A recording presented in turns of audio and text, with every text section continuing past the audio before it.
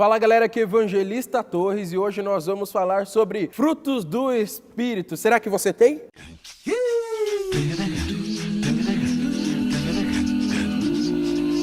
Aliás, falarmos do fruto do Espírito é interessante, né, galera? Porque muitas vezes a gente fala dos dons do Espírito, né, de cura, de libertação e tal, mas pouco falamos dos frutos do Espírito, que aliás, coincidentemente, são 9 dons e 9 frutos, não é? Mas os dons tratam mais da manifestação do poder de Deus e os frutos do Espírito tratam muito mais do nosso caráter, ou seja, quanto mais nós podemos nos parecer com Cristo, não é? E desenvolver esses dons. Às vezes alguns jovens me procuram e dizem, né, está difícil vencer isso, vencer aquilo, deixar de fazer isso, aquele pecado, aquele outro. Talvez a resposta para você esteja justamente nisso, né? Deixar de se preocupar um pouco mais com algumas questões e se preocupar com o seu caráter em Cristo. Aliás, em Gálatas, ele traz uma noção para a gente, eu queria ler para você entender mais ou menos o que significa os frutos do Espírito. Em Gálatas 5, a partir do versículo 16, ele diz o seguinte: digo, porém, andai em Espírito e não cumprireis a concupiscência da carne.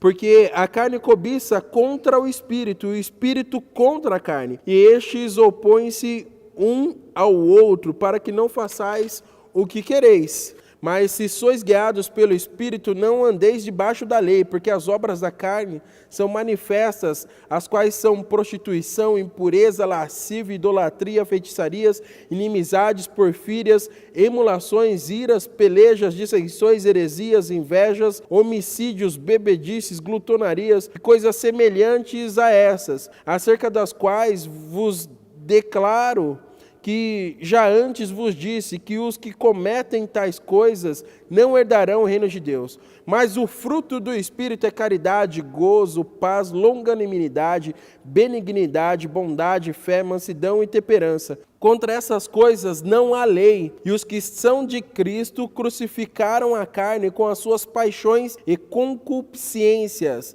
Se vivemos no Espírito, andemos também no Espírito. Não sejamos cobiçosos de vanglórias, irritando-nos uns aos outros, invejando-nos uns aos outros. Galera, é basicamente isso. Se de repente você está sofrendo com alguma coisa, se você não consegue vencer, eu quero dizer para você, você deveria olhar muito mais para essa questão dos frutos do Espírito, sabe? Por quê? Porque isso vai deixar você um pouco mais parecido com Cristo. Ou seja, você vai se tornar um cristão. E quando você se torna um cristão, você se parece mais com Cristo, o seu caráter muda, as suas ações mudam também. Então, olhando para isso, talvez seja a resposta que você tanto procura para deixar de fazer algumas coisas, não é?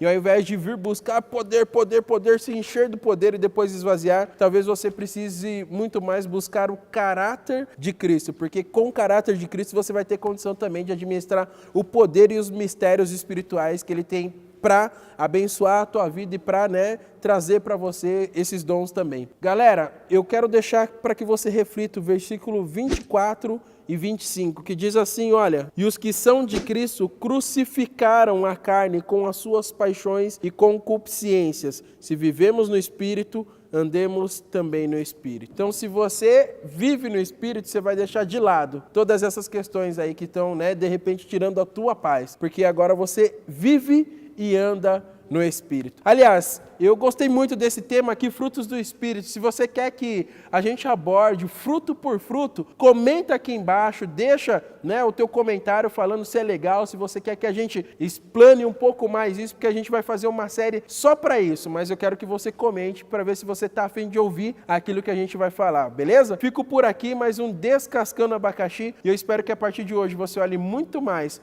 para o fruto do Espírito, porque com certeza ele vai abençoar a tua vida. Galera, incentivo você a entrar na página da Cross Culture, nosso patrocinador oficial. Valeu, até mais! Ding